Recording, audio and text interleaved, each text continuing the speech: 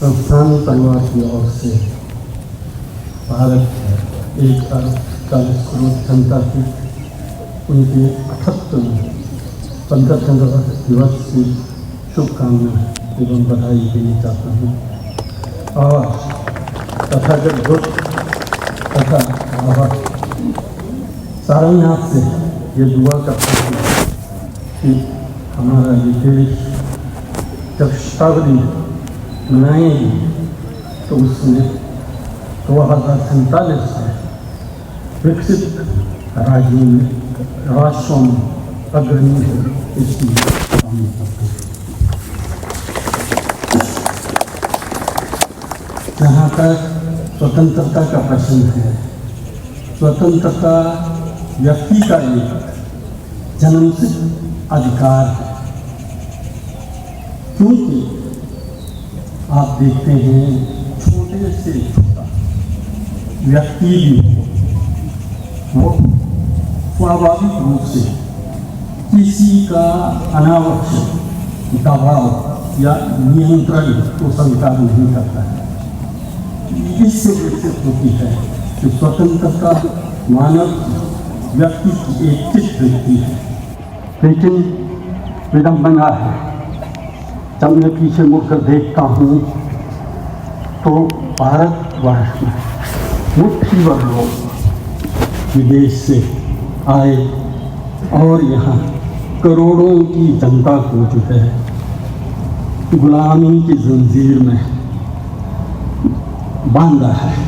इसका क्या कारण है, इसको भी आज स्वतंत्रता दिवस के शुभ अवसर पर हमको चिंतन करने की आवश्यकता है। ये पर्व जो है उन कारणों पर विचार करने का भी जो है मैं मानता हूँ ये पर्व है। और साथ ही साथ ये पर्व है देश को स्वतंत्र करने के लिए जितने माताओं ने अपने बच्चों को बलिदान दिया स्वतंत्रता के परिवार स्वतंत्रता के अग्नि के यज्ञ में भस्मसात हुए, उनको स्मरण करने का अवसर है, उनको श्रद्धांजलि अर्पित करने का अवसर है। ये अवसर है उन स्वतंत्रता सेनानियों ने देश को आज़ाद करके जो कल्पना किया था किस प्रकार का देश हो, उसको साकार करने का संकल्प लेने का ये आज दिन है, आज ये पर्व है। आज ये पर्व है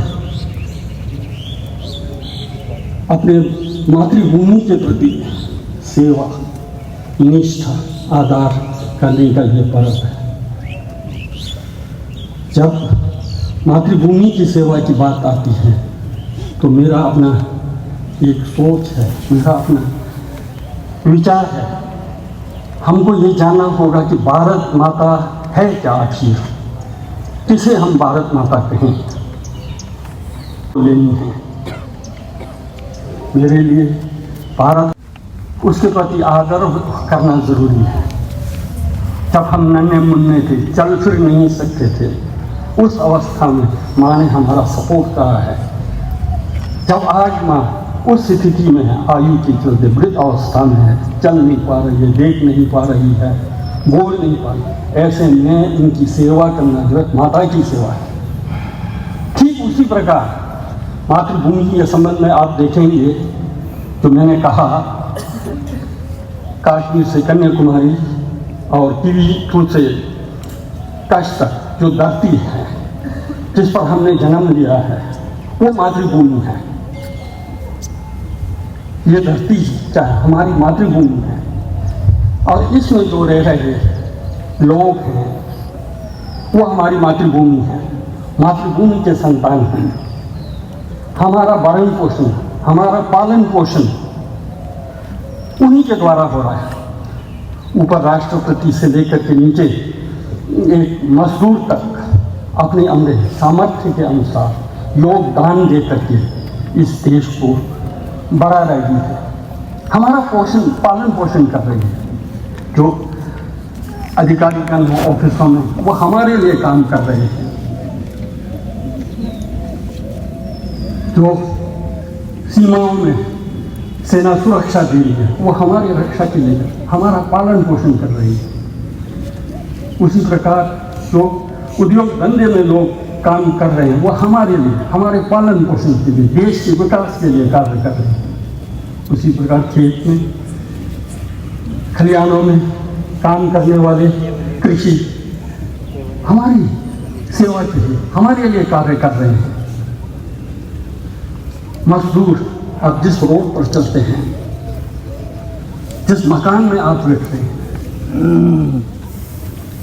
जिसको आप उपभोग कर रहे हैं, इंजॉय कर रहे हैं सुख सुविधा को, ये सब भारत माता के संतानों के द्वारा किया गया, उसका आप उपयोग कर रहे हैं। इसलिए ये सब माता है, भारत माता है, उनकी सेवा करना है। क्या है? मातृभूमि की सेवा करना है।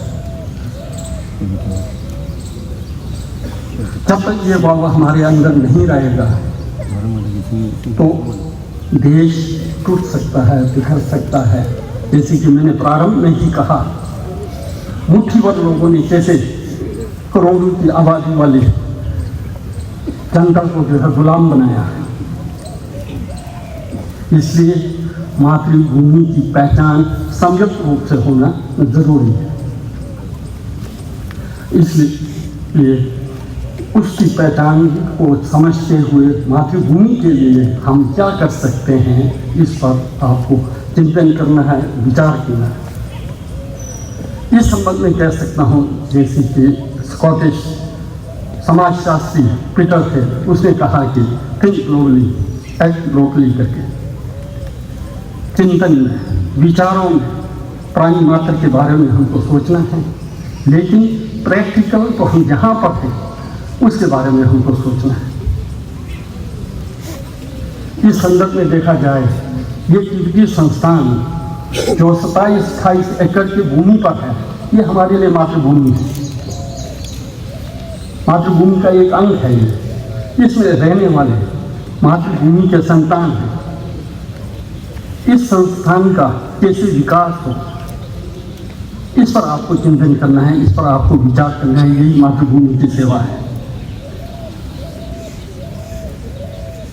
इस संदर्भ में आपको देखना चाहिए कि ये संस्थान आपको क्या दे रही है।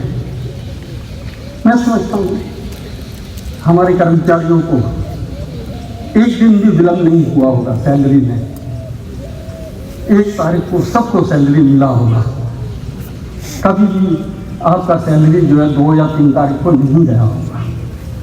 ऐसे स्थिति में संस्थान की तरफ से जो आपकी सेवा है वो संस्थान अधिकारीगण कर रहे हैं। तो लेकिन कर्मचारी आप जिसके लिए नियुक्त है, क्या उसका कर्तव्य को आप जो है ईमानदारी के साथ, निष्ठा के साथ, सेवा भाव से कर रहे हैं या नहीं, ये आपसे परोक्ष नहीं है। आपको इसका विचार करना होगा, चिंतन करना होगा।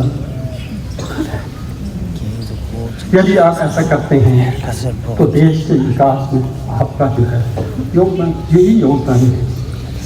आप पूरा भारत का सेवा नहीं कर सकते, जहाँ है वो भारत की ही सेवा कर रहे हैं।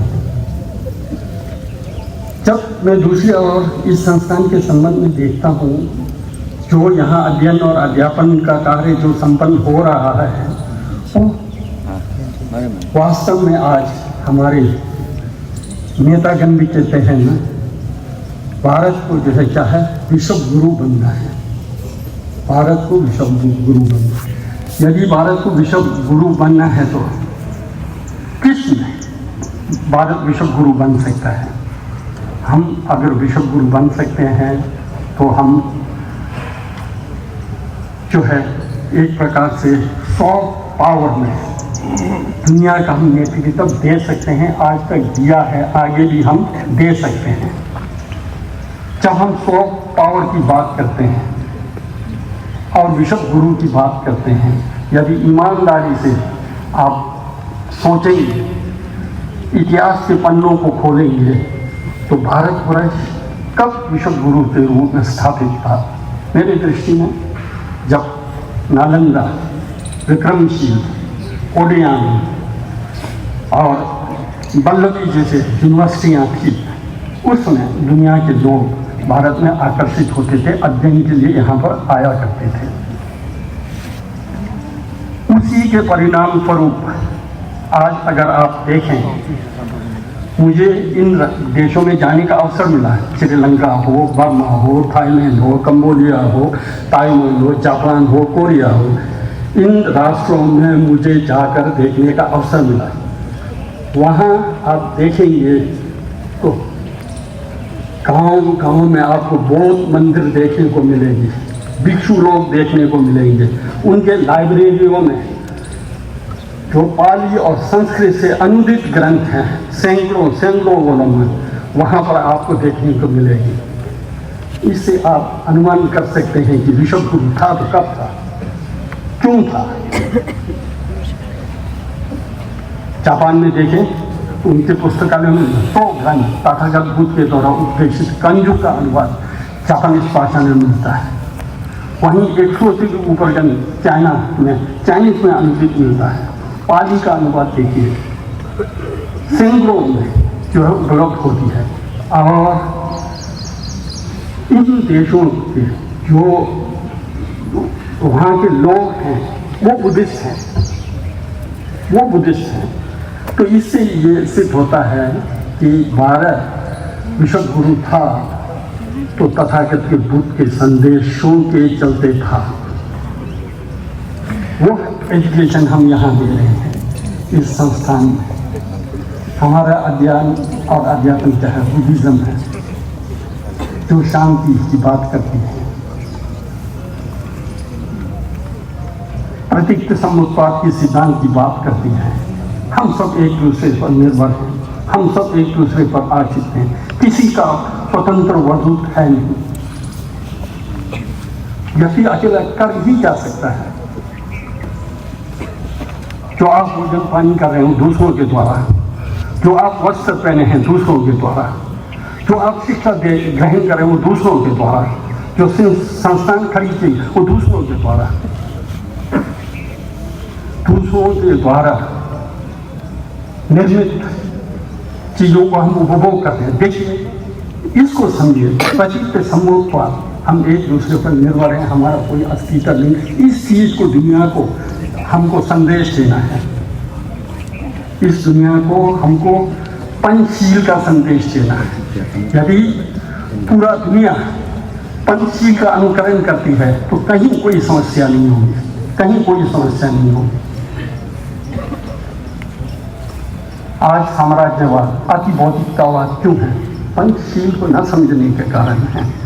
तो हम लोग पंचशील का अध्ययन करते हैं, पंचशील को अपने जीवन में उतारने का प्रयास करते हैं। तो इसलिए ऐसे संस्थान में आप लोगों को कार्य करने का अवसर मिला है, ऐसे संस्थान में आपको अध्ययन करने का अवसर मिला है। इसलिए अपने को गौरवान्वित महसूस करते हुए, यदि आपको मातृभूमि की सेवा करना ही है तो बड़े ईमानदारी के साथ, निष्ठा के साथ, जिस कर्तव्य के लिए आप लोग सुपुर्द हैं, जिस कार्य के लिए आप यहाँ हैं, उसको जो संपन्न कीजिए। जैसे भी आप लोग संपन्न करते हैं बहुत ईमानदारी से करते हैं, मैं मानता हूँ और करना चाहिए, और जितना हमारे से हो सकता है, और हमको प्रयास करके देश के विकास में हमको जो है अपना योगदान देना है। इस प्रकार का संकल्प यदि आप लेते हैं तो मैं समझता हूँ हमारी स्वतंत्रता दिवस का जो पर्व हम मना रहे हैं उसकी सार्थकता सिद्ध होगी। इन शब्दों के साथ पुनः मैं रंजू को और IPNC के महेश जी ने इस साल सुंदर आयोजन करा है बैंड बाजा के साथ। वास्तव में ये बहुत अच्छा है, एक संस्थान को वो बोध कराती है, बहुत अच्छा लगा, उसके लिए धन्यवाद। आप सब आए, जय हिंद।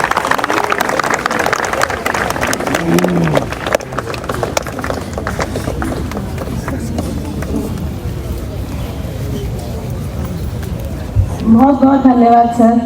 परम श्रद्धेय कुलपति महोदय, इस संस्थान के गुरुजन, अधिकारीगण, कर्मचारीगण और आज हमारे बीच special guest Varanasi civil court के सिविल जज हैं आदर्श अमोल जी, आपका भी मैं स्वागत करती हूँ।